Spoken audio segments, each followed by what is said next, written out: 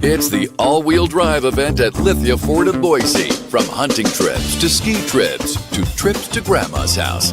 Nobody does AWD like LFB, Lithia Ford of Boise, where Ford begins in Idaho. Eat Lux your way with the Lux Cravings boxes from Taco Bell. There's the classic $5 box, the indulgent $7 box, and a whole new obsession in the $9 box, the Flamin' Hot Grilled Cheese Burrito. Try the Lux Cravings boxes at Taco Bell today. Find your sun with Sun Cruiser Vodka Iced Tea. Made with real iced tea and real vodka. Cold, refreshing, and made for moments like these all year long. Let the good times cruise with Sun Cruiser. As sports fans, we may cheer for different teams, but there's one thing that we can all agree on. We want the game to be big. And with 3 levels, 30 cabanas, a 143-foot screen, 6 clean pools, and endless cold drinks, it doesn't get any bigger or any better than Stadium Swim in Las Vegas. All sports, all seasons. It's more than a pool day. Stadium Swim. It's the only thing like it in the world.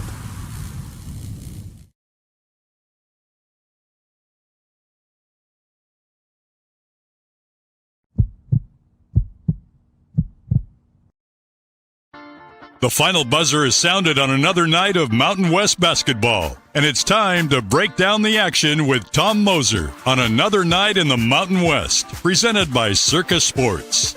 Headed to Las Vegas for the Mountain West tournament in March? Make sure to stay at Circa Las Vegas and watch all the action at Stadium Swim, where the sports are on 365 days a year. Another night in the Mountain West has interviews, analysis, opinions after the final Mountain West basketball game of the day wraps up. All BNN broadcasts come from the Sun Cruiser Studios. Sunny days call for Sun Cruiser Vodka Iced Tea, made with real iced tea and real vodka. It's refreshingly smooth and easy to drink. Crack open a Sun Cruiser and let the good times cruise. The title sponsor of Bronco Nation News is Lithia Ford of Boise. Check out our full inventory of vehicles online at lithiafordboise.com. Lithia Ford of Boise, where Ford begins in Idaho. Did your team just get a big win? Suffer a bad loss? Come discuss it with us. Send us a comment or question in the ICCU YouTube chat, or leave us a voicemail at speakpipe.com/BNN. Now let's go to the Sun Cruiser Studios and join Tom Moser for another night in the Mountain West on Bronco Nation News.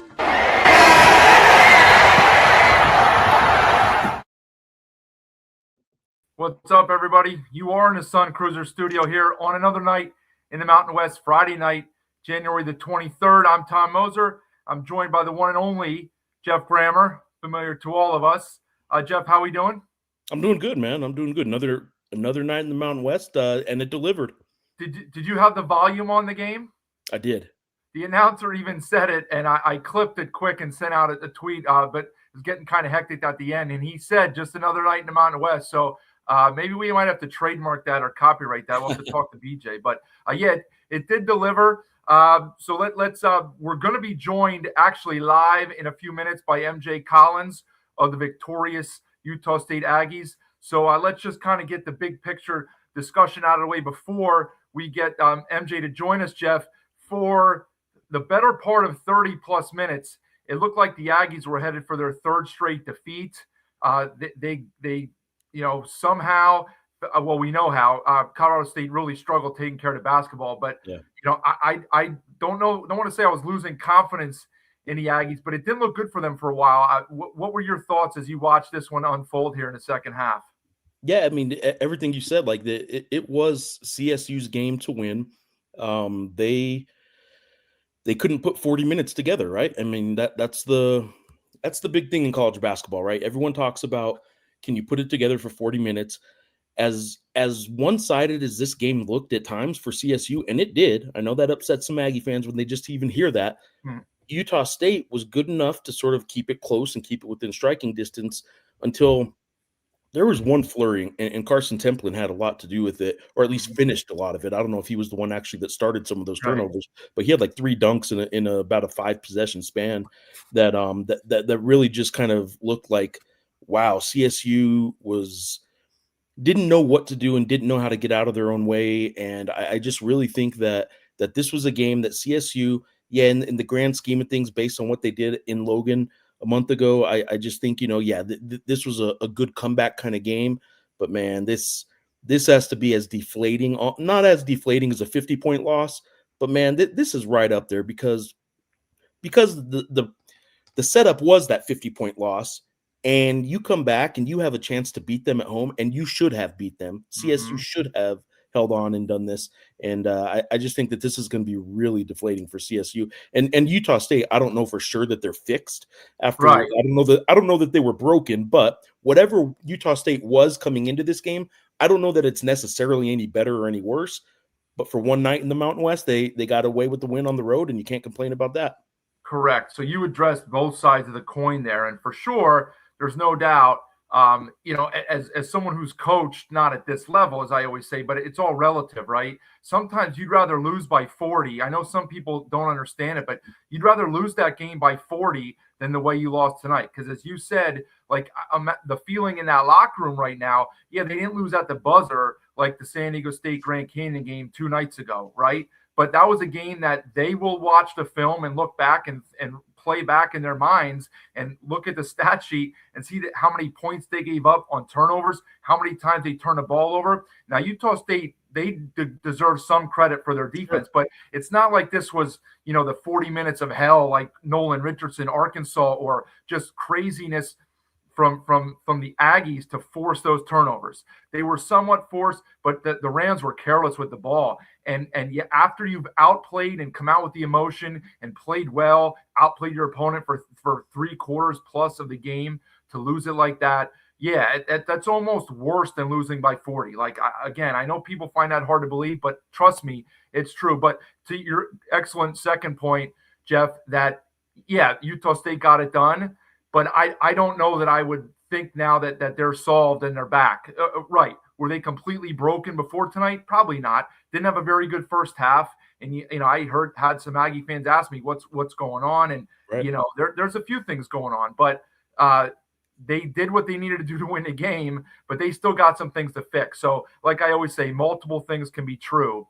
And that's over the course of a 40-minute game, as you said. It's a 40-minute game. And I actually sent that tweet out too at some point because the Aggies looked dead, and they made a 5-minute run. And then all of a sudden they just chipped away and took the lead. So credit to them. They got the job done. Look, it's a road win in a conference against a good team. We've seen now the Rams at full strength, what they can do. They had their preferred lineup in the game. Their guys were playing well.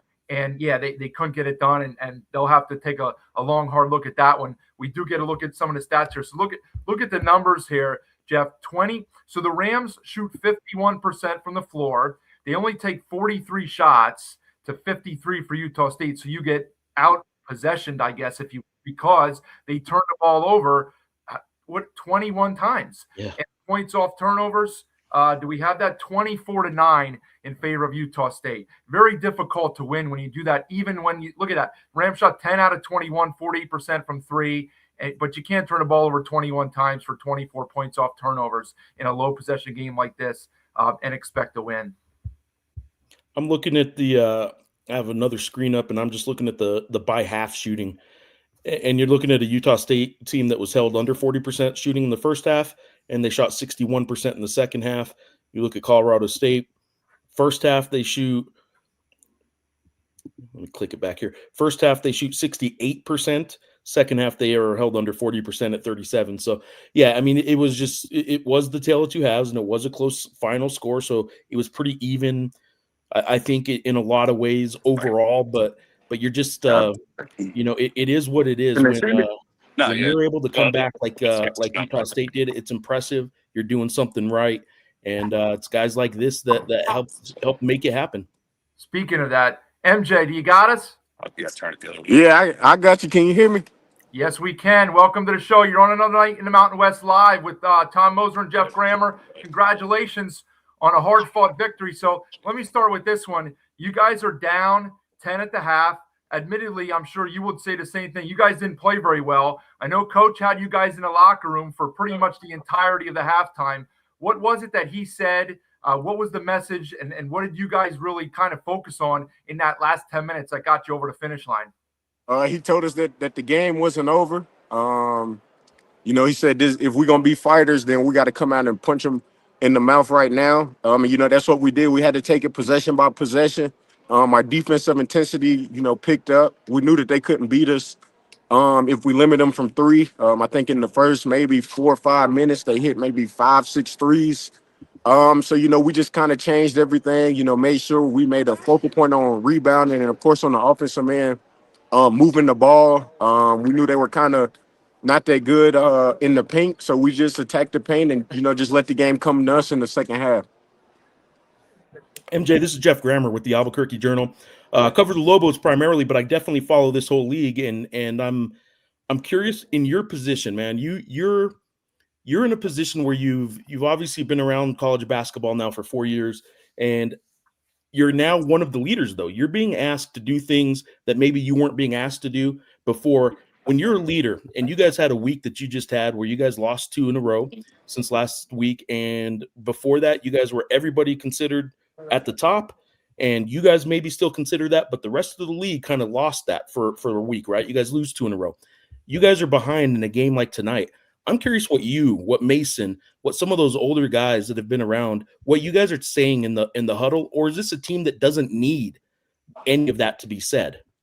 I would say, losing those 2 games kind of humbled us.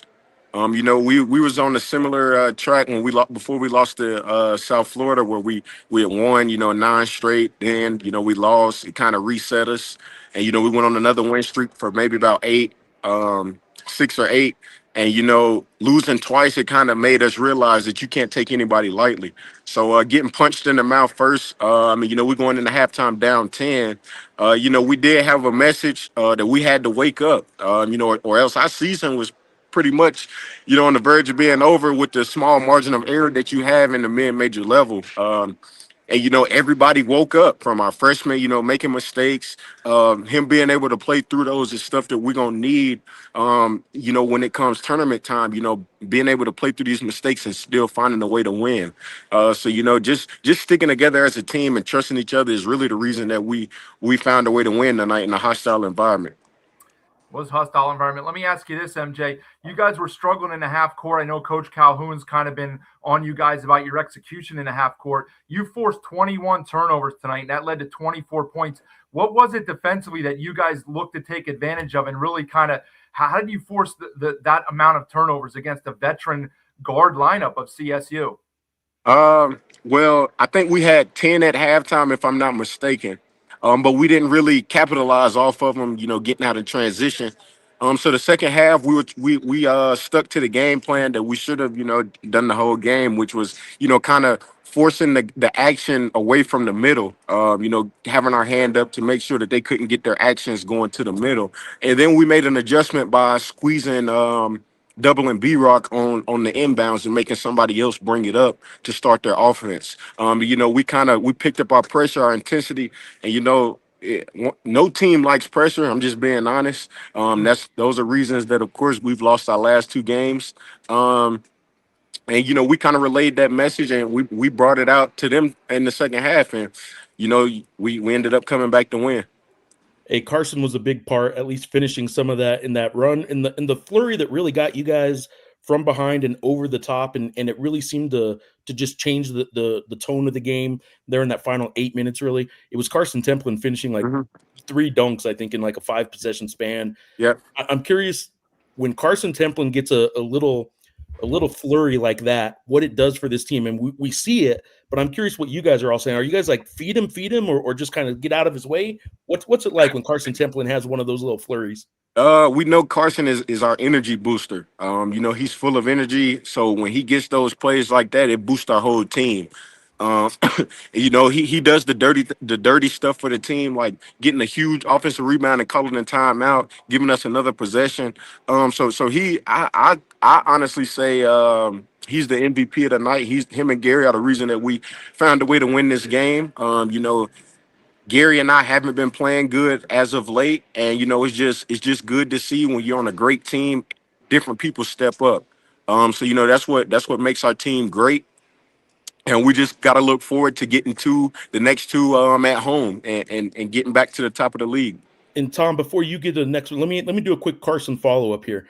Carson Templin is the prototypical Mountain West guy that's annoying for everybody else in the league to play against, Mhm. and the kind of guy you want on your team, right? Yes, Because he sir. does the dirty stuff. Yeah. How is he in practice? Like in game time, I know you love Carson Templin. In practice, is he diving for balls? Is he doing the same kind of stuff that drives everybody crazy in practice? Same exact stuff. Diving for the ball. We might be in scout team or walking through something. It's a loose ball. He gonna dive on it. Um, he flop a lot. I'm gonna be honest with you. So we deal with that in practice. You got to Somebody might chill, barely bro, man. touch It's him. practice. It's practice, man. So yeah, I love playing with him, and he's a joy to be around. So I'm really thankful. I've got to cross paths with everybody on this team. Listen, MJ, we'll let you go. I got one more quick one here. They showed on coming back from commercial that Coach Stu Morrill came to your practice yesterday. He was obviously around there long before any of you guys were associated with this program. But what did it mean for you guys to have a legend like Stu Morrill come and address you guys before a game, knowing that he was a big part of Aggie history? It meant a lot. Just those legends and very important people taking the time out of their day, to come and talk to us. It means the world to us, and it shows that he has the utmost respect for us and the program. Still, I know Coach asked us yesterday. He was like, "Can anybody guess where he was before Utah State?" I was like, maybe Colorado State. Good And guess. it's just a joy to see everybody come back, to the program, and it really shows the type of family that Utah State has around. So, I'm Absolutely. very thankful. You guys give him a good reason to come around because you play an exciting style of basketball and you got yourself a nice, huge, as you kind of mentioned, season saving win. So go share it with your teammates and your basketball program. Good luck next week, and thanks for joining us here on another night in Mountain West. Yes, sir. Thank you. Appreciate it. All Thank right, you, MJ, MJ. take care. All right. Our first ever player interviewed Jeff, MJ Collins. And listen, he provided pretty good perspective, well spoken. I mean, he's a veteran. He's been around, as you mentioned, played at, I believe it was Virginia Tech first, and then I know Vanderbilt for Yeah. sure. So he's been around, but good perspective to kind of understand that this was kind of do or die time there. Talked about the margin of error that the teams have in this conference. So that's message has probably been hammered home to him, whether it was the Calhoun or the staff or whatever it was. Talked about that adjustment where they kind of put two on the ball in the backcourt to make them somebody else bring it up. It was a lot of different guys for CSU that turned it over. I'll have to take another dive into the stat sheet, but some pretty good perspective there from MJ Collins. Jeff, what do you think? I agree. He's a unique guy in that he's a veteran that came back to Utah, or not came back, but came to Utah State as a transfer. But Utah State's a team that through this run of just change the head coach, change the head coach, change the head coach, and still succeed. They've had some really good kind of veteran presence, like stabling forces that can kind of just get you through some of those rough moments. He's unique in that he came in to do that, right? I know Ian was there for a couple years and was a transfer in there, but Mason Falsop, those kind of guys. I like the fact that a guy, even in his first year, can come in there and maybe this only speaks to their recruiting of the transfer portal, and they got the guy that fit. But what I like about his role on this team is that they accepted right away that, okay, he's a veteran. He has to be a piece of this too. He can't just be the new guy all year. He has to, by late January, be the kind of guy that can take over big moments too. And we have to accept that. And guys like Mason Falslev and probably Carson Templin, those guys sort of accept that a new guy can come in and take over that role. And again, maybe they recruited specifically knowing that MJ could do that. But I like the fact that this Utah State team every year seems to have a guy or two or three that can kind of take over the big moments and do it in a way that came across like MJ just did in that interview, with the real mature kind of approach to it all. Yeah, I think mature is a good word. I couldn't identify that word. So Rex Steiner, 5 turnovers, and Jorgensen 6. For as well as Jorgensen played, I mean, he was unconscious early. He tailed off a little bit at the end. 6 turnovers. That's a little bit too much. And again, Rex Steiner 5, Muniz 3 off the bench. I thought Jevin played okay. He had that big turnover late that led to a bucket, but again, everybody else did too. You turn it over 21 times. I mean, that's a turnover every other minute. That's not really acceptable at this level. It's really not when the teams are comparable, right? You take a team that's a 20-point favorite, and that's a different story. But in a game where the teams are similar, you can't have 21 turnovers, especially at home. I think Calhoun, you saw, and I've been, I wouldn't say critical, but Gary Clark and MJ mentioned this too. Clark had not played well recently, and I thought he was big tonight. Those were pretty important minutes from Gary Clark. As you get one more look at the stat sheet here, he shows up 28 minutes, 5 for 6 from the floor, 10 points, 4 rebounds, and pretty good defense too. I know the stat sheet will say that the Rams shot 51%. Bemba 3 for 6, Jorgensen 8 for 13 as the post guys. But I thought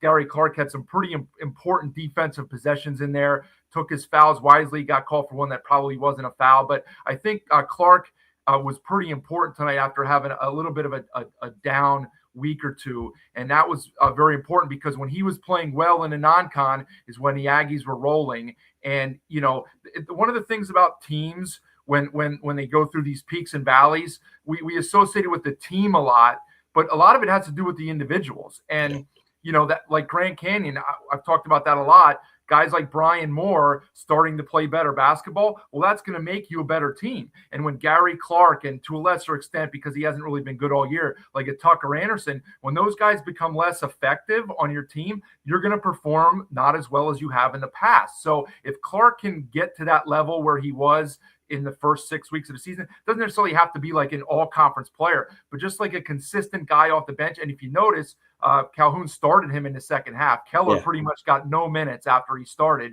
He hasn't done much of anything, so he needs to be a guy that just plays a few minutes.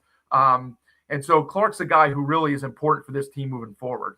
Yeah, I would say Gary Clark coming into this season was a guy I actually thought, might be a newcomer of the year kind of candidate. I don't know that it's fair necessary to say that means he's been a disappointment because he's not going to be newcomer of the year. I wouldn't say. I mean, MJ on his own team would be a newcomer of the year candidate, but I thought Gary Clark would be right there with him.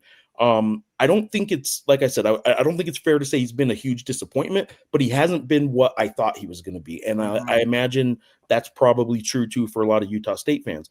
But if you can get Gary Clark to be what he was tonight, 4 points in the first half, 6 points in the second half, if you have Gary Clark doing a nice, steady, consistent 10 points for you in the post and just play really steady in the front court for you, I really think Utah State's obviously a really good team and has been, but he's what you're speaking to.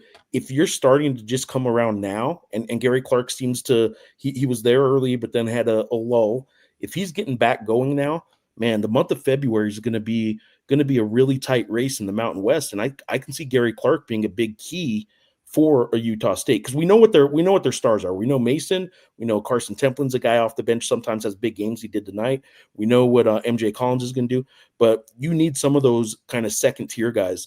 And Gary Clark, if you're adding him to the mix in late January as a really reliable second tier guy, I think Utah State should be and is a very dangerous team. Right there. Yeah, I want to address one more thing, and then I'm going to get to the comments because we have some good comments in here that I want to discuss. But the narrative over the last week now was that Utah State struggles with athletic front courts and athletic bigs, right? Grand Canyon, they struggled penetrating and finishing inside against all the beast, Dennis Evans, all of a sudden, right? And some of the other physicality and athleticism that Grand Canyon posed. And then, of course, UNLV, if they're nothing else, they're freakishly athletic. Tyron Jones is an animal inside, right? And they have other guys. That's not really the CSU lineup. They have good basketball players. Bemba's very skilled, but he's a power guy. Jorgensen, people aren't going to confuse the CSU lineup for freak athletes. Okay, they have good basketball players. And so to your point, when one of your first comments was, I don't know that everything's fixed for Utah State because there's certainly, they deserve to win the game. But a part of them will feel, when Calhoun and the staff are up front on the bus or the plane going home, they're going to be like, man, we got away with one here. We still got to do X, Y, and Z better. And, it's a little concerning if you're looking for something to nitpick about. that this isn't an athletic team that they struggled with like GCU and like UNLV. They just flat out struggled here. So I mean, that's something that may give you a little bit of concern, because now it's like you're struggling with different type of lineups. I know it was a road game and all that, but if I listened to Calhoun's presser after the UNLV game, and he was defeated, right? Like, had we gotten Calhoun instead of MJ, I would have asked him a little bit about that, because he was very down, and then he really kind of got into the weeds about why their half court offense struggles, and their half court offense wasn't great tonight. As you saw, they got a third of their points or so off of turnovers. They scored 25 in the first half, didn't generate a lot of great half-court offense.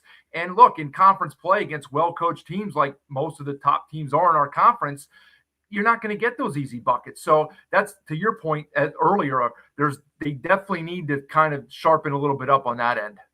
Yeah, and I would say too that in terms of that half-court offense, they were 17-0 on fast break points today. 24 points, I think, is what it was off turnovers. Is that what we said earlier? Yep. Not all those were live ball turnovers, but several of them were in that stretch that really decided the game.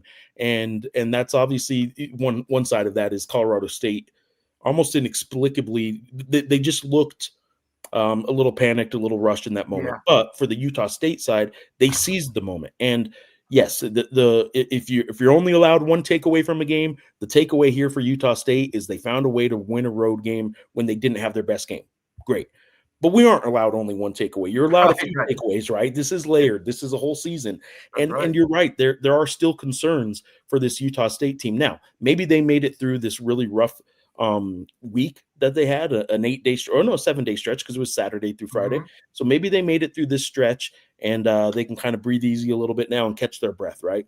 But they didn't look tonight like the same team we thought of just last Friday. If you just go back 1 week, last Friday night before Grand Canyon, Utah State looked like tier 1, and then tier 2 was the San Diego States and whoever else you want to include there.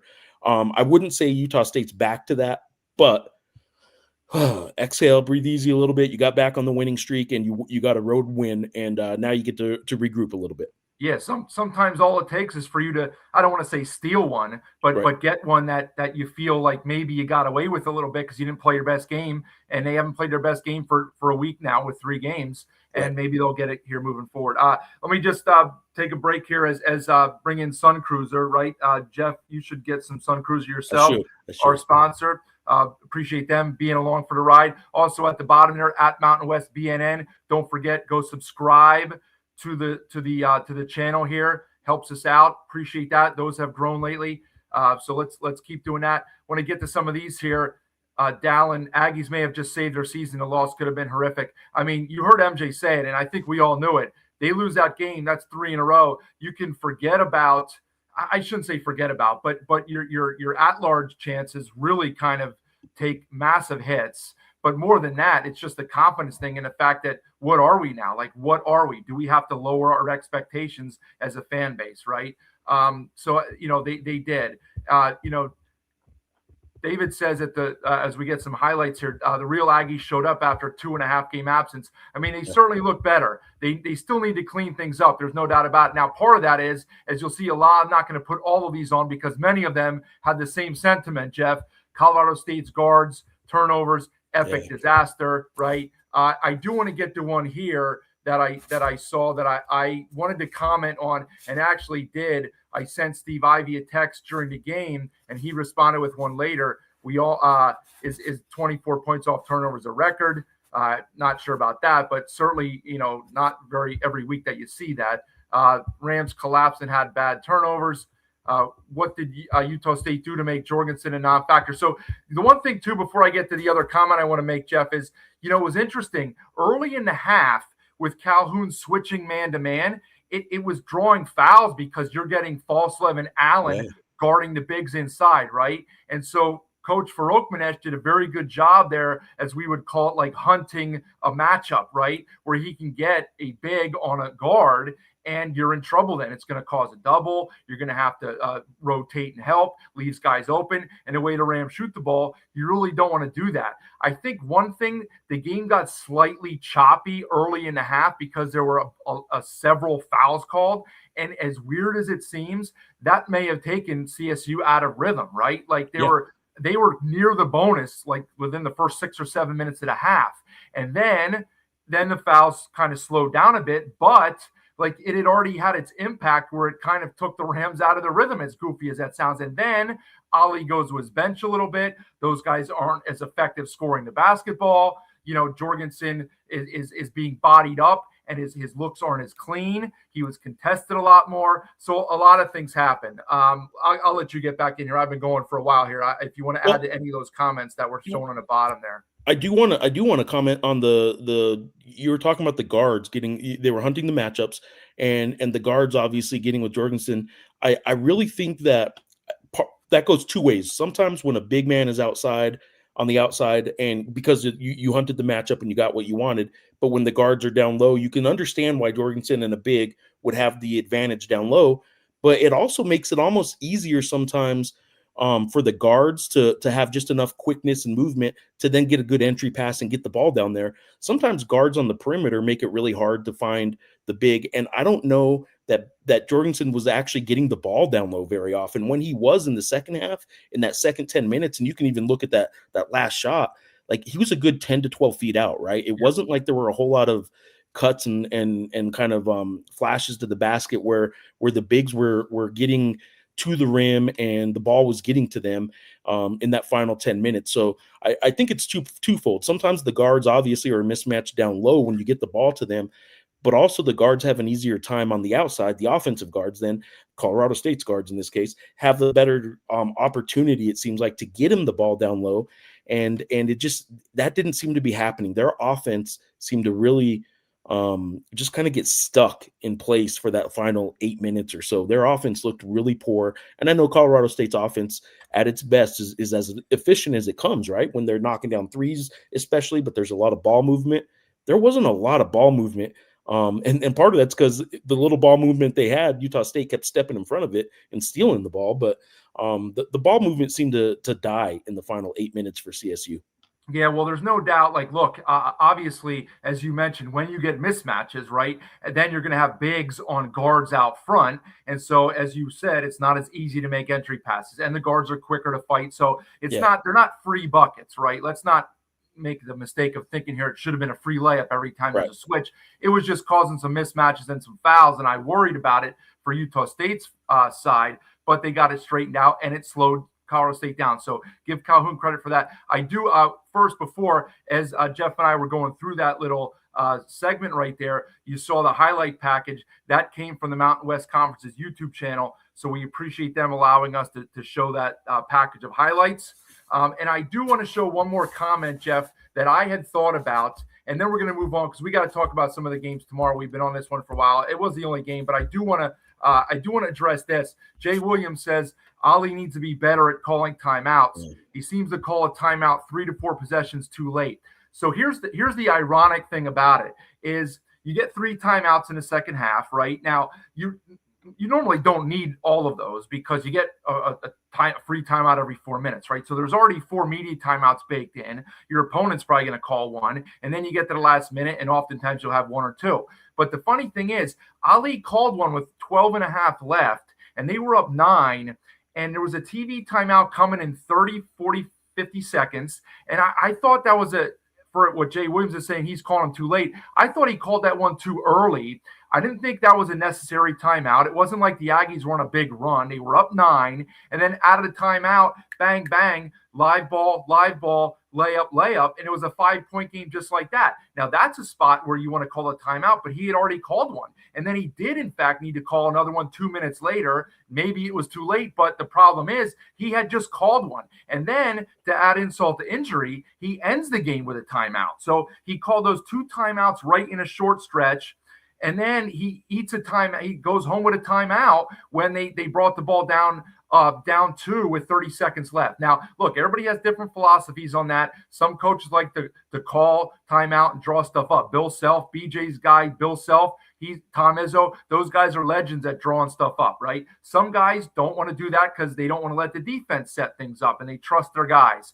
There's no right or wrong for that, okay? But it was just, look, he's a first-time head coach. There's no doubt about it, right? He'll learn from that. His staff, his assistants will give their input, and it's something that he'll address moving forward. And so I just think, maybe he needs to get better at his timeouts. I don't know what your thoughts are on that. No, I thought he needed a timeout. I will say that I'm a bigger fan normally of the let him play, which is what he was doing. I think coaches get in the way with timeouts a little bit too often, but I'm not saying don't ever call one. And I do think that there was a stretch there where he probably could have had one. To the commenter's point, probably 3 possessions sooner. I would agree that the timeout usage tonight was poor. I think timeouts are a feel thing though, right? If you're a coach that wants your players to keep going and let them react and this and that, sometimes you're trying to let them feel out the game a little bit. Well, sometimes coaches have to get a feel for that. And maybe chalk this one up to a first-year coach's sort of feel for when to call a timeout. I'm going to jump real quick to a stat real quick. I on CBB Analytics, which is something you do have to subscribe to, and I do. Somebody had asked earlier if the 24 points off turnovers was a record.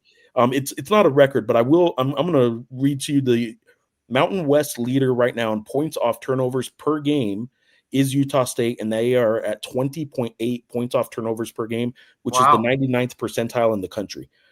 There are very few teams. This is just what percentile it is, so I don't know exactly how many teams we're talking about, but they are scoring more than 20 point. Well, they're at 20.8. That does not factor in tonight's game, so they'll actually be up to about 21 points per game off of turnovers. The second place team in the league is UNLV at 17.4, and then it kind of drops down from there. I would say a national average, because there's a team here in Nevada is about at the 48th percentile, and they're at 13.3. So average on points off turnovers is probably about 13.5 points a game. Utah State's averaging 21 a game. Obviously, it is something that they do, and they're able to figure out how to turn their turnovers into points. And they did that tonight, and good for them.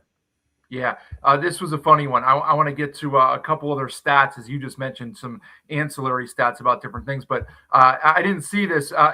He wanted me to ask MJ, Sky did, what was Jorgensen yapping? He definitely was talking trash there in the first half. You could see it, and the cameras went right to him, and that's when they had things rolling. And the best way to kind of stop that trash talk is to stop them. But I wanted to point this out too. I was listening to another pod today, and you mentioned CBB Analytics. Haslam Metrics has all his stuff too, and I don't subscribe to that because some of those analytics and metrics they overwhelm me. Right, it's too much for me to process. I'm an old school guy, even though I don't look super old. I am, but Haslam has a thing, his momentum tracker, right? Like for teams going into today. This is wild.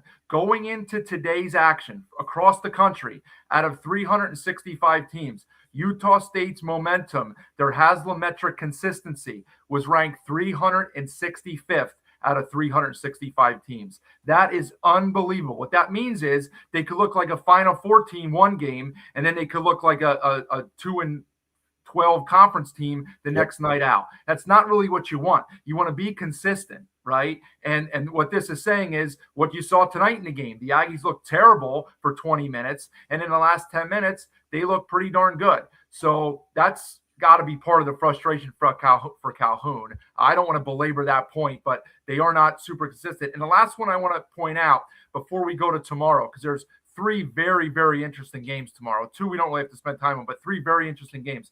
So I did some looking on one of the websites that offers odds to win the conference, Jeff. I don't know if you saw this before today. So before tonight's game, here we go.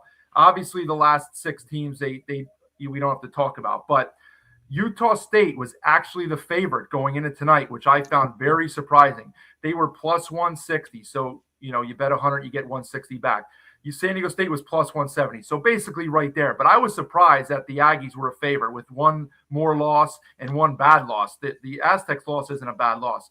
New Mexico was plus 350. So they're a little bit down, but they're way above everybody else.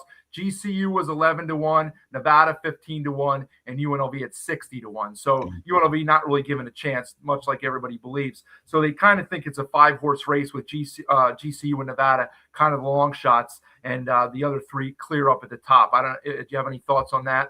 No, that sounds about right. Like if I'm thinking about how it would be, how it would come out in odds makers rankings, I guess that would be what it was. Utah State, I suppose when you're in Nevada, not Nevada, Vegas odds maker sportsbook, the gambling world is good at doing this. They don't look at a week and overreact, or a game and overreact. They do the bigger picture. And Utah State being the leader, with that said, is probably true. Your Haslametric stat about momentum though, and kind of like where they're at right now, like they kind of hit a thud this week, and it would be hard. If in an honest moment before tonight's game, if you asked me who the favorite was, it'd be hard for me to say Utah State in that moment. Right. But if you take a step back and think about, okay, what have they done the whole season? Of course, they've had probably overall still the best season, but it'd be hard to go against San Diego State, I guess. I think New Mexico's a good number 3 in the odds makers right now, and we'll find out more tomorrow, and we'll get into that here in just a second. But I do think that Utah State and San Diego State probably still are deserving of being the kind of top 2 teams in that. They are. I think honestly, just for fun, I would probably give Grand Canyon a shout at 11-1. I mean, they've beaten the 2 teams that are favorites. Now, I know they were both at home, but all that means is all you need is one fluke game. If they would by some chance pull a huge upset in either Logan or at Viejas, and their schedule breaks pretty easy too. They don't have to go to CSU, and they don't have to play Nevada twice. And they have several games against the freebies down at the bottom yet. And they've beaten the 2 hammers, and they already played at the Pit. So I'm not saying they're the most talented team, but the way the schedule breaks, 11-1, you could do a lot worse. But anyway, I thought I wanted to put this on before we get to tomorrow. Colin seems like a good kid. God, thanks for a solid interview. Thank you. Yeah, very nice. Appreciate him coming on for sure. Okay, let's 3 massive games, 5 games tomorrow. We'll spend about 20 seconds on the game in Laramie and maybe 9 seconds on the game up in BJ's neck of the woods, because we know that's just going to be a train wreck, unfortunately. And so I don't even know if I'll put that one on the screen much tomorrow, because all 3 games go at the same time. 2:00 for you guys out in the Mountain Time Zone, 4:00 for me.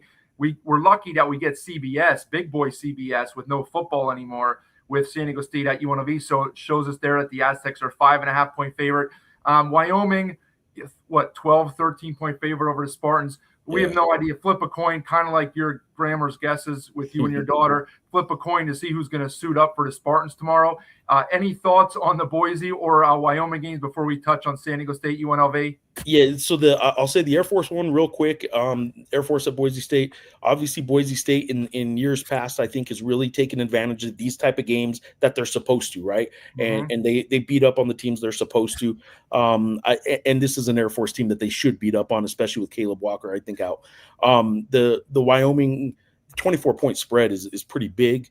But, man, I would just stay away from that. Wyoming, they've lost 4 in a row. And if you look at their schedule, man, they're in a tough stretch. But other than the Fresno State game, I mean, they weren't going to probably shouldn't have won any of those games. But they've lost 4 in a row. It is time for Wyoming to probably show and assert itself again in a way that kind of reminds people, hey, remember, we had a really good non-conference. Yeah. We had optimism. We had momentum. I think they better win this one, and maybe convincingly, to sort of remind people, oh, yeah, we are having a bounce-back season. Sure. Okay, so the big one there at the Thomas and Mack, we know the Aztecs might even have more fans than UNLV, unfortunately, because it doesn't matter that UNLV just pulled a massive upset. It's not going to draw – maybe it might draw 50 more fans into the arena tomorrow than would have been there had they lost on Wednesday night. But, the narrative around this one now is that after San Diego State, had the unfortunate ending with the way the game finished with the foul, that they're going to be steaming mad and UNLV is going to draw an angry Aztec team. But you know what? That's what everybody said for UNLV on Tuesday too. They're going to get an angry Utah State team because the Aggies got screwed against GCU, and it didn't matter to UNLV because they played good basketball. They out-executed the Aggies. They're going home, and as we know, it's not going to be much of a home court advantage. Do you see? What are your thoughts? Do you think the Rebels can hang in this one? I shouldn't say that because we would expect them to hang in there. Sure. Is this a game that you think they can win, or is this just too much? It's too much San Diego State, and they'll hang around, but over the last 5 minutes, they'll kind of assert their will and put the Rebels away. I'll preface this answer with I have been jumped completely off board with any optimism about UNLV about a month ago and have been pretty consistent with that, and they've kind of shut me up recently. I'm not willing to jump back on board and say, okay, now they're looking fine. Like, of course, they got the big win at Utah State, which was just a fascinating watch, really, because you kept, well, I don't know if you did, I kept waiting for the Utah State to come back and at the closing stretch there. So I'm not entirely ready to admit that I was entirely wrong on UNLV. But man, Tyron Jones is becoming as dangerous and kind of as must watch sort of basketball as there is. And I'll tell you there's another UNLV guy and some of the UNLV fans, and this is an old school one before the Mountain West. This is whack kind of days, and I don't remember him as much from UNLV as I do from the NBA. But there's some Sean Marion kind of things that I see in Tyron Jones. He's just so athletic. He isn't necessarily a center, but like he can block shots from everywhere.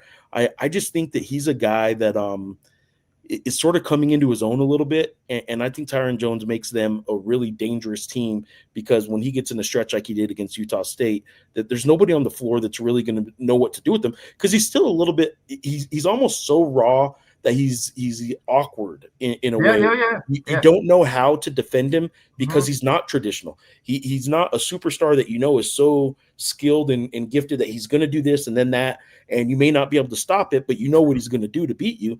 He's almost still figuring himself out in a way where I don't want to say baby deer learning to walk, but like he's running down the court at times when I don't think he knows what he's going to do yet. Yeah. And it looks so awkward that the defender's out of position and ends up fouling him, trying to stop him. And it's just it's been fun to watch him. When he's on a roll, I think he's as fun a guy to watch as there is in the league right now. And because of that, I'm not going to say UNLV doesn't have a chance, but I do think San Diego State certainly has the maturity, the we've been through this before kind of thing going, where this is a huge game, but it's because I'm still maybe stuck in my mind. San Diego State's the team that should be good, and UNLV is the team that should not be good. So I'm just going to ride that out. If you just look at this week, UNLV is probably playing as good as anybody. So why shouldn't they have a chance to win?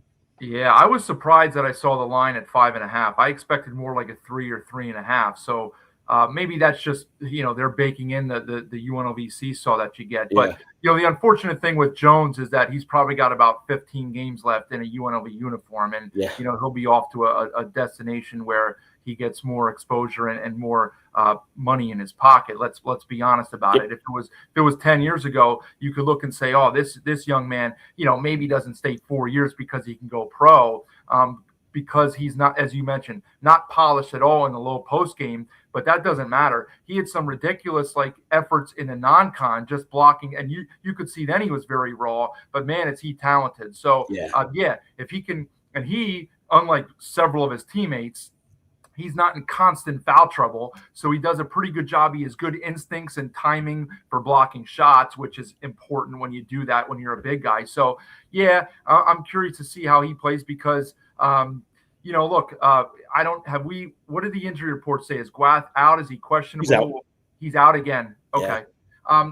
Again, I don't know that really downgrades the Aztecs much. They look fine without him 2 nights ago. They know he's out, so they don't have to game plan with him being in and then have him miss the last 30 minutes of the game. So I don't really think that's a huge difference, as terrible as that is to say, because we know how talented he is. Yeah. I think it's just expected at this point. And Dutcher's got plenty of guys that he can throw out there, right? Like Compton, Compton could be a good matchup. That could be very interesting. I think you'll see Heidi struggle a little bit against Jones and his athleticism. He won't be able to do his jump hook over him, I wouldn't think. But Compton's quick enough to kind of, make him move and make him, challenge him a little bit. So I'm interested to see how that goes. But look, they're going to need guys like Bird to make shots and Waters to make shots. And those guys, as we know, have been inconsistent. Bird had a very good week last week, but he was poor the other night against Grand Canyon. Yeah. And so, that's an interesting game. I mean, obviously you favor the Aztecs. I don't know how much this matters because the turnover is so much more than it used to be. But I believe the Rebels swept the Aztecs last year in 2 games. So, maybe a little bit more for some of those guys like Bird and Waters, although Waters didn't suit up, but Bird and some of those guys to get a little bit of revenge for going 0-2 against UNLV, which hasn't happened much in the last 2 decades for any opponent of San Diego State. So, I mean, I would lean their way. Final thoughts on that one? Yeah, I think San Diego State is in a position now where I don't know what Dutcher's record after a loss is, but I imagine it's pretty good because they've been so good consistently anyway. I would be shocked. I would be as shocked if San Diego State lost 2 in a row, starting with Grand Canyon, as I am right now still that Utah State lost 2 in a row, starting with the Grand Canyon loss, and then went and lost to UNLV. Mm-hmm. So, man, UNLV has an opportunity to do something pretty unique where they're the back end of 2 shocking games to the Grand Canyon front end of it, to the 2 teams that were at the top of the standings. So that's a unique little nugget to all this. But UNLV did well the first time. They're playing at home. Pastner's a kind of guy that I think he can defensively make this game as ugly as San Diego State wants to make it too. Like, this could be an ugly shooting game where both teams shoot in the 30s. It might end up being high scoring for some weird reason because of fouls or something, but they're going to shoot like 35% each. And I don't know. I just think it could be a really ugly game. And I think there are 2 coaches that can ugly this one up a little bit. Well, if Passer can pull one out of the hat tomorrow, they'll be in a pretty good position here because everybody will have 2 losses and he'll have wins just like GCU does against 2 of the massive contenders. They only play the Lobos once. Yep. Where is that? Is that in Las Vegas Tuesday? So they don't go to the pit at all? Nope.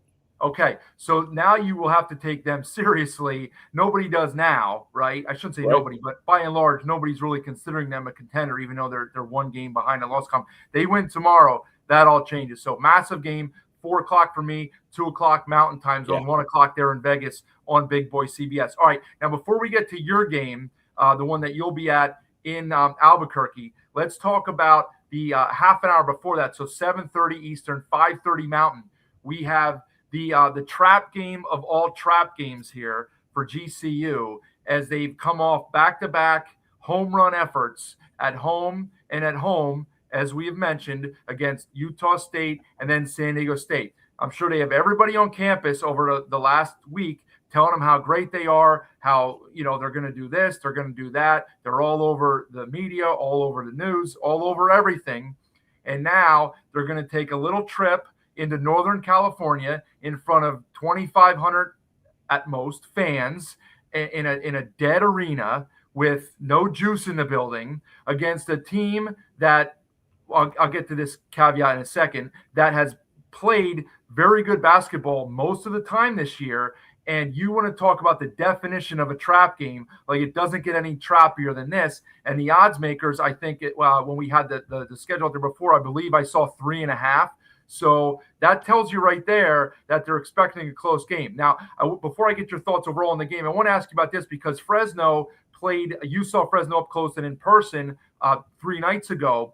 And on the injury report on Monday, we had Vance Wahlberg on Saturday night after their win. And he mentioned that Collins finished the game limping off the floor, but then he's not on the injury report on Monday, not even questionable or out, which to me implies that Collins is going to play. Okay. And then all of a sudden, Tuesday night, there comes a tweet from Jeff Grammer that it looks like Collins is not there. So is Vance, is our friend Vance, is he playing coy with like Bill Belichick style here with their injury report, or what's going on there? Yeah, there are some questions about that. To go from the night before availability report, not even mentioned as questionable, as you just said, to they do a 2-hour update 2 hours before the game, then he's thrown on as questionable. I'm going to add to that I don't know what Fresno State's usual pregame warm-up routine is, but they got to the arena a little more than 2 hours before the game. Most teams are in a 90-minute mode. There's a few teams that actually don't show up to the arena until like 1 hour. Some coaches don't want them just thinking about things and walking around. They just want them to focus. But they get there more than 2 hours. They did some warming up. I didn't even look at who was out there on the floor all that much because I still hadn't really thought much about, the availability report didn't show anything to pay attention to. Okay. They leave the floor warming up at about the 30 to 40 minute. Half of the team went up at about 40 minutes to go before the game starts. Half the team's already up. And then the rest of the team, except Jake Hybritter, stayed down and shot for forever. But the entire team, except one player, Jake Hybritter, was back in the locker room with 30 minutes to go and did not come back down until it was time to announce the starting lineups. Now, they turned in their starting lineups before that, so the Lobos knew by that point, but they weren't warming up, so nobody knew. If you're just watching who's warming up, you couldn't have known about Zion Collins until you saw the official lineup card that was handed to the scorebook, and I don't know exactly when that was, but it was really weird because they weren't even they almost like didn't want any Lobo coaches to know. Right. That said, Fresno State's been playing really good, and they were able to make this final score look good enough. But without Zion Collins, they are a very different team. I don't think they have great ball handlers without him, and I think that's what the main difference against the UNM was. We'll see if Zion Collins, if he doesn't play, we'll see if Grand Canyon's able to put the pressure on Fresno State ball handlers enough to make this a game that Grand Canyon can win comfortably. Or if he does play and they're not able to put that same kind of pressure, I want to see Grand Canyon go on the road and prove to me that, as you said, this is a trap game. And the reason this is a trap game is they just had so much fun at home for a week against two great teams. And then Fresno State's the type of team you look past. Yeah. Well, I will say this. He being Wahlberg, again, I'm not saying that he did anything wrong or that he shouldn't do, as we get the injury report up there. So again, correct me if I'm wrong, Jeff, I do not see Zion Collins on the injury report for tomorrow. I do not either. Okay. I do not. So everybody can see live here on Friday night, well, technically 1 a.m., 1:12 Eastern time, Saturday morning for me, 11:12 for you people in the Mountain Time Zone. Zion Collins is going to play tomorrow night, okay? Now, that, as Jeff just explained a few minutes ago, doesn't mean he's going to play because the same thing happened 4 days ago. But 3 weeks ago, after they had a good win, 2 wins in a row actually, they went and played at San Diego State, and he sat Collins out. Now, Collins was in a boot, to be fair. Yeah. But he went to Viejas knowing that they probably were not going to win the game anyway. Okay. I hate, he's not going to tell his guys that, right. But to me, like, that's what he's thinking. Okay. It's almost like the college version of load management, right? Yep. And so he didn't play Collins. They only lose the game by 15, kind of like the UNM game the other night, but they were down by 30 in the first half until the Aztecs stopped playing basketball, right? They started horsing around because, as you said, without Collins, they cannot run offense, right? So now they win 2 games last week. They beat CSU, and then they beat Wyoming. So not the heavy hitters, but 2 teams that are not the bottom of the conference, right? Good wins. And then they go to the pit knowing that, it's going to take a lot of things to come together for them to win that game, and Collins sits out. And now he gets a home game that's winnable, and I'm going to guess, not because of the injury report, but I'm going to guess that Collins is out there tomorrow like nothing ever happened. Okay. I would agree. Yeah. I will also add this. I don't do this often, but if Collins is not in the lineup tomorrow, for some of you people that care, I'll be the old Brent Musburger. I expect this to be a very low scoring game tomorrow if Collins is not in the lineup, because Fresno cannot run offense, and I don't expect GCU to score a lot of points at all tomorrow because I don't think they're going to be flying high, as we mentioned. The biorhythms, the way that they've been body-wise, mental-wise the last week, I'll be stunned if they come out and score in the 80s tomorrow. And if Collins isn't there, I can't see Fresno getting into the 60s because GCU has good defense and a defense travels. So if Collins is out, very low scoring game. If Collins is in, like you said a few minutes ago, should be very competitive and an interesting test for Grand Canyon. You want to add anything to that? I'll add this to that. If you just look at the score in the pit, they scored 25 points in the final 5 minutes and 30 seconds, did Fresno State. This was a 20-point game at the under 8-minute mark. The fouling in this game in the final 5 minutes was something I've never Right. I just haven't really seen a game quite like that. It wasn't ever in question. The Lobos won, but man, they got a lot of points at the free throw line in the final 5 minutes. Did Fresno State?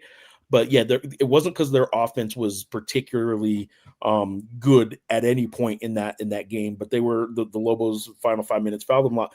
But it is worth a shout out here in that Lobo game. One of the best performances in the pit this year by an opposing player. And he's been playing really good since Christmas. Is Deshaun Gorey, a freshman forward. He's guard is what I guess he prefers to be called. But he had 31 points, 14 rebounds, and 5 assists in the pit.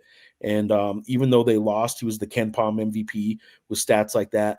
He's been averaging a double-double pretty much since Christmas. And I just think he actually has kind of elevated himself into a really interesting spot in this league where if there was an all-freshman team, I don't think he's going to be freshman of the year, but if there's an all-freshman team, I think he's going to make that team, that 5-man team, right? Like I think he's one of those players, and he was really impressive. And Deshaun Gorey, keep thinking about that name. He might be this year's Elijah Price, who was a fantastic freshman last year for Fresno State and then transferred to Nevada. Deshaun Gorey's kind of in that same spot where quietly Fresno State might have one of the best freshmen in the league. Yeah, and it'll be tough for them to keep him. He's still got room to grow. He's still not completely polished, but he definitely has some ability. You saw BJ put there on the screen, or somebody did. The Ken Palm has it 70-68. So that's about what I would envision is if Collins is in. Again, if Collins is out, I can't see this game staying within 10 points because Fresno, they just struggle to run offense without Collins. The backup point guard, Reber, he's a serviceable guy for 8 minutes. He can't run offense against a good defensive team. And GCU is much like New Mexico. They're very disciplined defensively. They're not super aggressive. They just stay home, do what they do well, and force you to make tough shots. And over 40 minutes, a lot of college teams don't do that. So, all right, let's get to the last one. Obviously, the big showdown here. I believe it's CBS Sports, right? At FS1, I think. Oh, it's FS1. There it is. We have it right there. 8 Eastern, FS1, 6 Mountain. The return again of Steve Alford. You guys haven't treated this many times. The fans still give he and I think more so Noodles, but certainly Alford and Noodles get the treatment when they return to the pit. We saw the injury report there. There's not a whole lot going on. The same 2 guys that have been on it forever for the Lobos. And wait, is Armo Trading? Is he? Oh, Armo Trading's out. He's out. Yeah, he's out. So nothing's really changed much there. I don't see TR on it, although he hasn't played much either lately. So Alford's kind of been content to use the other guys. Travel. Somebody had asked about travel in the chat. I don't think there were any issues with the pack getting into Albuquerque, so that should all be fine. I expect the crowd to be at a fevered pitch. Lobos about a 7-point favorite here. Playing good basketball. So is Nevada. They played a very good game at Utah State a week and a half ago.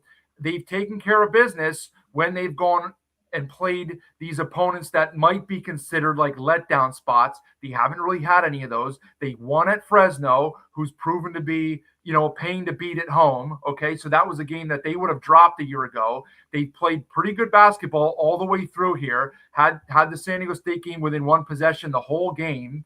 Just didn't come out on top. I mean, do you see this as a pit game where the fans are rolling and it spirals out of control for Nevada and the Lobos pull away in the second half? Do you see this as an Alford game where he just kind of mucks it up and shortens it and they make enough shots and they have the lead with 5 to go and the Lobos got a rally? What are your initial thoughts on this Titanic showdown tomorrow night in the pit? Yeah, I think matchup-wise, I like what the Lobos do compared to what Nevada does offensively and what the Lobos defensively do. While Nevada's leading the league right now in league play in three-point percentage, and I was a little surprised to see they're like 10th, I think, nationally in three-point percentage. They don't take many. They're one of they actually take some of the fewest amount of threes, which is kind of interesting. If you just look at their best 3-point shooting team in the league, because they're shooting 42% in league play. Fantastic. The Lobos want you to shoot threes. They lure you into shooting threes. They protect the rim.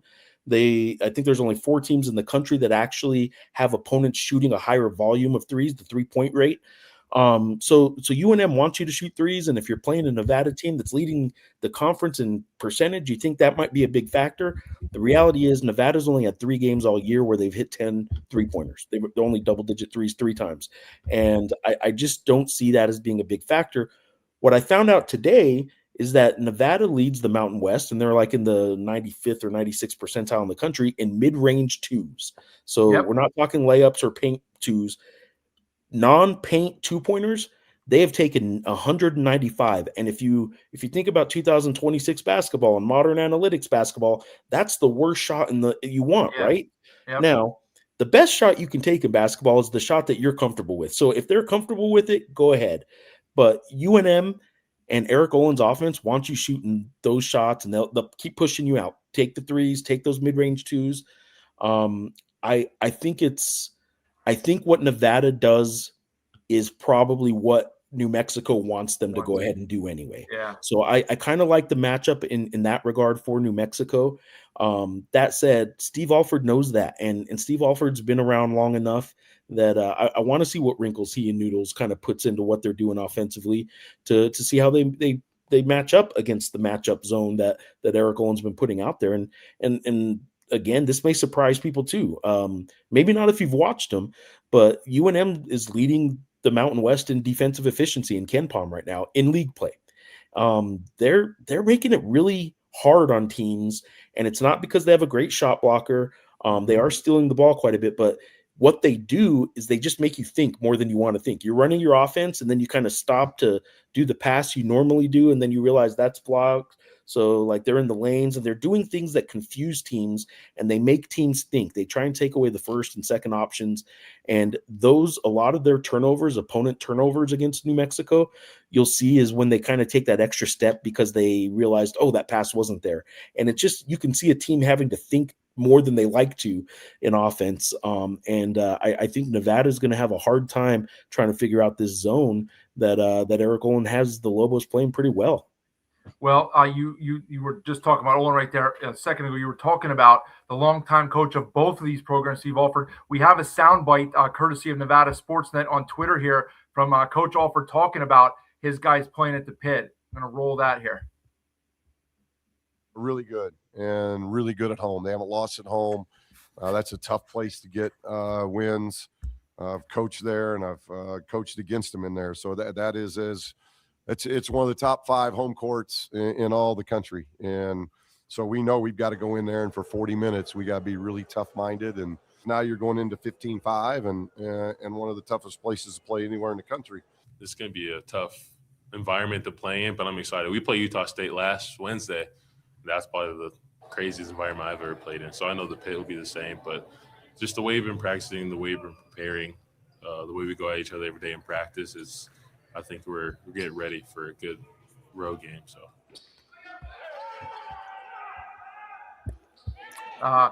yeah, I mean, look, Alford's been around. But it's different. Let's be fair here. He can tell his guys all they want about the environment until you actually experience it, and many of these guys have not. It's going to hit you in the face. Like Comer and Camper and guys like that, and the freshmen that they play for minutes, those guys, yeah, they played in the Spectrum. We'll see. I mean, it's comparable, I guess, but, they ultimately didn't win that game. Now, they did play well and they were poised, but they may get a little extra treatment tomorrow, and we'll see how they handle it. I'm curious because that might have an impact on it. We've seen the crowd at the Pit have an impact certainly before. And as you back to what you were talking about with Olin, yeah, look, his defensive philosophy is as simplistic as it might seem. We're gonna take away what we think will hurt us, make you guys make plays and make tough shots or shots that you don't want to shoot, and it throws you out of rhythm. They don't need well, you would like to have one, but a shot blocker inside, because they're just solid. They're just solid. And that's what Olin likes. And those are the guys that he recruits. Those are the guys he wants on the floor for him. And I think he's gotten a message across to the guys, whether it's in practice or games or film watch or whatever it is, that if you don't execute the game plan that we want you to execute, like your minutes are going to get cut. And he's got the lineup that he has now, the rotations that he has. Those guys are pretty much playing by the book the way he wants them to a large portion of the time. And I'm not surprised to know that they're leading the league defensively in efficiency, because I've watched it and I don't see them have many breakdowns. And that's why they're in every game they play. They don't have a lot of long stretches where they're just kind of the other team goes on like a 22-5 kind of run. First half against Nebraska was awful earlier this year. I'd say the first half, really the last 10 minutes of the first half at San Diego State, kind of got away from them. And then they had a great second half at San Diego State. But for the most part, like they're just steady. They just kind of keep doing what he asks them to do, and they don't have big dips. There are two streaks I want to mention here. One is, speaking of Alford's comments about playing in the pit, and certainly Steve Alford had it rolling here a decade ago as well as anybody has in UNM history. So he knows the pit well, but UNM does have a 22-game home win streak. That is all 11 games this year. They're 11-0 at home this year under Eric Olin, and the final 11 home games of the Pitino era. So they're at 22 games in a row that they've won in the pit. That's tied for the 5th longest active streak in Division I. The only other team in that realm of, I think there's 7 teams that are at 21 wins or higher in a row that plays at home tomorrow. It's UNM and Duke. Duke hosts Wake Forest. So they're not probably going to pass anybody tomorrow, but if they get a win, they're still in this stretch of 22, could be 23 home wins in a row. And they do like playing in the pit, and the pit fans are coming around to who is this new guy and this entirely new roster. So 22-game home win streak is one streak I wanted to mention for UNM. Steve Alford, when he got to Nevada, he kind of owned UNM for a while. It was during the Paul Weir era, and then early on in the Pitino era. Alford kind of had UNM's number. And look, even the Lobo fans here that love Alford still, man, they were getting kind of frustrated but they can't ever beat him. Well, now flip it a little bit. UNM's won 4 in a row. The longest active losing streak that Steve Alford has in the Mountain West is against UNM. He lost both games each of the previous 2 years. He has a 3-game losing streak against San Diego State and against Utah State, but there's a 4-game losing streak that he has against UNM. I guarantee you, he and Craig Neal, they don't want that. So they're going to have a game planned up, game plan drawn up pretty good. I think each of the last 3 years, we had some dynamic finishes between these two teams. Last year, of course, it was Nelly Jr. Joseph's 15-foot prayer at the horn off a loose ball, literally at the buzzer, that saved that game for the Lobos. The year before, there was a Blacksher hit one that somehow rolled in from a weird angle off the rim to give the Wolfpack a 1-point win. There was a Mashburn game in there where he hit some threes. They've had some really good games. Let's hope that we get one tomorrow night. And I just want a good game. I'll get to a few more comments before we wrap it up. We've been at this for well over an hour here. Just some random stuff because he gets lost in the shuffle here. El Amin, he is freakishly talented, right? Yeah. Like, he makes some, and I know he doesn't finish everything, but again, you got to understand he's a freshman, okay? He made some, and this happened the other night too, but again, so much stuff happens that you just lose track of it. But he makes some really impressive finishes in there, and it's not easy to do that. Like, that stuff gets lost in the shuffle and taken for granted because we see these guys throw down dunks, and it's not easy to finish when you're on the move at a high speed. You got guys chasing you down, and you got to scoop and go with a reverse or something. It's not easy to finish that stuff at all. Let's see. Here's one. Jeff and I talked about this earlier. Ali has a lot to learn. Yeah, that's not easy either. There's a big difference. Most guys will tell you it. Well, obviously, it's a massive difference from being in that first chair to the one next to it. It's easy to be in that chair next to it. You can make all the suggestions that you want, and the coach is going to listen to maybe 30% of them, right? You're the head coach. You're making all the decisions, right? And you're not used to that. So it's very different, and it's not easy to do. There's one for you, Jeff, about we'll quick with this one. X signing an Oregon backup quarterback. So there you go. There were 2 good pickups football-wise, just to break the basketball theme here. 2 good UNM pickups today. They got the wide receiver from UNLV and a quarterback from Oregon.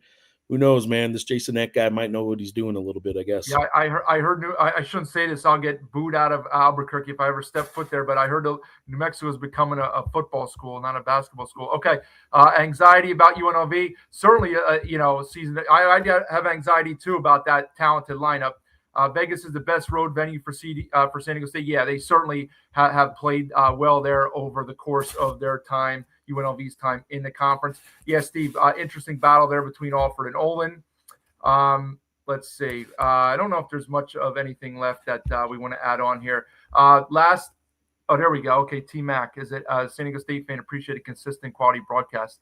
Might not always agree. That's all right, T-Mac. Like, part of the thing is, like, we want you guys, not that I want you guys to disagree, but we all have different opinions about stuff, right? Sometimes we're right, sometimes we're wrong, and we all like different perspectives, right? If we all had the same thoughts, stuff would be boring. So that's kind of the way that I look at it. Jeff, any last thoughts here before we get us both and everybody else out of here on this late Friday night? I would say this, that I kind of went into this weekend or this week thinking, after this week, I think we're going to have a hierarchy. I think we're going to really know who the top 2 or 3 teams are. Now I don't know.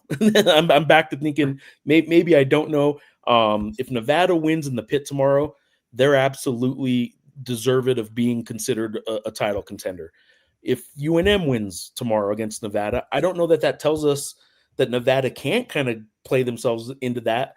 They'll only be at 3 losses. But I think New Mexico's probably earned their position, because we're talking this year with 12 teams, 4 teams get the bye. So let's say who's a top 4 team and going to get a tournament bye. I thought we would kind of have a good idea about that tomorrow. Now I'm still thinking that it might still be 5 or 6 teams that we're still debating. San Diego State, Utah State, UNM, I think those 3 I'm comfortable saying are there. But who's fighting for that 4th spot, man? Nevada, Grand Canyon, still very much in that mix. Well, if San Diego State deposes of UNLV tomorrow, yeah, they're an easy drop out of that top 6, right? And I know it's not a bye, but if you get the 5th seed, you're basically playing like an inter-squad scrimmage on Wednesday, Force. right? I hate to say it, but that's just the way it is. So, it's not, you'd rather have 4 than 5, but all you're going to have to do is get some of your guys some extra run, and you're not going to play the starters more than 15 minutes, right? That's right. And you're going to play the same opponent that, they'll have a little bit more rest. It will hurt you then by day 3 or day 4, maybe, but it's not that big of a difference. But yeah, you'd rather have 4, and UNLV wins tomorrow, scrambles everything. But if San Diego State takes care of business, then I think we can say we certainly have a top 5, and those 5 could be back. Look, this happened last year where we had, I think, 5 or 6 teams. Now, the teams were different because Boise and CSU were up there, and Nevada and UNLV were not, and Grand Canyon wasn't either. But New Mexico, San Diego State, Utah State, Boise, and Colorado State, those 5 teams were all within a game or 2 with like a week or 2 left in the season. So, I mean, would it surprise you or I if that happened again? Certainly not. I do want to thank, we just had that T-Mac comment on there. He had given us a tip, which is much appreciated. Certainly not expected or required, but we do appreciate that. And you're tuning in, as with everybody else tuning in. So we've been at it for well over an hour here. We got another show tomorrow night. Jeff will be otherwise occupied as the late game. So yeah, but I fully expect if there was an hour tonight, an hour and 17 minutes, and counting on a 1-game night, I fully expect your show tomorrow to be 5 hours with 5 games. Okay. Yeah, I'll check back and let you know how that works out. In the meantime, as I did earlier, you see it at the bottom right now. Go subscribe at Mountain West BNN. You guys are already all following Jeff's stuff. He'll send out some great tweets tomorrow, information before, during, and after. Maybe a surprise injury or scratch like he reported the other night with Collins. Maybe not. I'm sure he'll have some interesting tidbits on Noodles and or Alford. One more shout out for the Sun Cruiser here. I will be back tomorrow, so it'll be an earlier show with the 8 Eastern, 6 Mountain tip-off. Of course, we know what that means, 8:15, right, and 6:15, because these networks now, they can't get it right, but that's fine. Still an earlier tip. We'll see who we can get on tomorrow night. Appreciate MJ Collins one more time coming on with us. Jeff, appreciate you being here, and I'm sure we'll get you back on at some point soon. Enjoy the game. Enjoy the atmosphere tomorrow night, and we'll catch up with you again soon. Much appreciated, man. This was a good one tonight. Yes, sir. Thanks, buddy. All right, thanks, everybody, for being here. We'll talk to you again soon on another night in the Mountain West.